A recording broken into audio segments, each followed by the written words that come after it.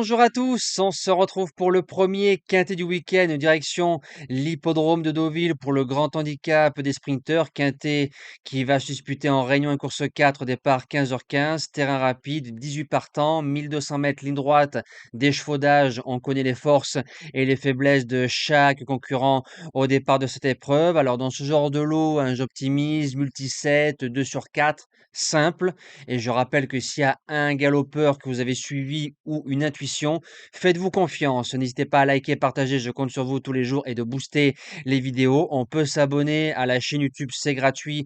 Et en cliquant sur la cloche des notifications, vous serez prévenu dès la mise en ligne de la vidéo. Je rappelle qu'on vise au quotidien les 1500 likes sur les vidéos. Je compte sur vous. On va retrouver les résultats de la journée d'hier, donc mercredi 13 août, dans le quintet, toujours pas de forme, premier, deuxième, quatrième, base gagnante qui s'impose à 8,10 €, donc c'est bien. Ça a été le scénario que je vous ai annoncé. Premier tour avec ton numéro 12, tu vas subir. L'intelligence de Johan, c'est qu'il a laissé des chevaux passer devant lui au premier passage devant les tribunes, donc ça lui a permis de sortir ligne d'en face et ensuite de le faire en costaud. Il y avait le couplet gagnant en 2 chevaux ainsi que le 2 sur 4, un nouveau 3 sur 4 au niveau des objectifs et un report gagnant à 15,40 € en 2 chevaux. Bravo à toute la communauté des membres et des abonnés. Allez, c'est parti en base gagnante. Je vais tenter avec le numéro 13, Hortensia Basque, qui a 2 sur 2 sur le parcours. Forme saisonnière, ça me plaît beaucoup. Il est deuxième récemment de la base gagnante qui était National Service. Il y avait 4 kilos d'avantage pour le 13 par rapport aux 2 samedi. Là, il y aura 7,5 kg d'avantage. Je me dis qu'avec 7,5 kg, Hortensia peut jouer la victoire. En deuxième base, le numéro 2, National Service. On l'a touché en base gagnante par 2 fois. C'est un cheval qui arrive en 45,5 de valeur, mais il est doué, il connaît ce niveau-là. Avec un bon parcours, il peut sortir à mi-parcours et le faire en costaud. Et je serais déçu de ne pas le voir au moins dans le quartet. Donc les joueurs de 2 sur 4 et multi, il sert de base sans problème.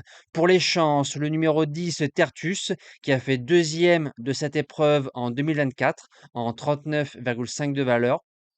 Il a fait 2 courses de rentrée qui sont bonnes en 2025. Est-ce qu'on va avoir le Tertus de 2024? Je ne sais pas, mais il est à la même valeur et ça sent la course visée. En quatrième position, mon coup du fou, le numéro 16, Bel Bachelor. C'est un cheval qui s'est déclenché en 2025.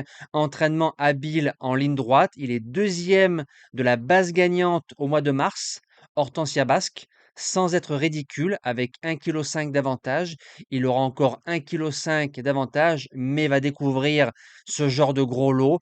Je demande à voir, mais en 5 chevaux, je le garde sans problème. En cinquième position, le 5 Chaopa, 1000 mètres, 1100 mètres, 1200 mètres ligne droite, c'est son truc. Cheval dominant, tête et corde.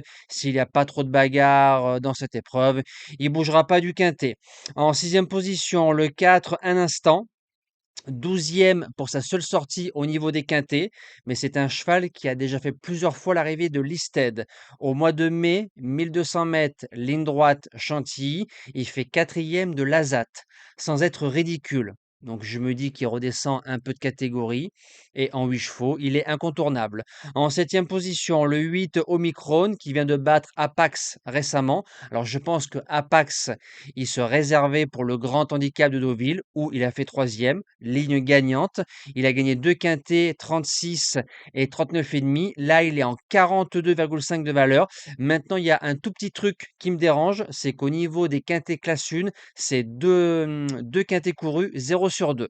Maintenant, il arrive pleine peau, pourquoi pas. Et je termine avec le 17, Simply Lovely.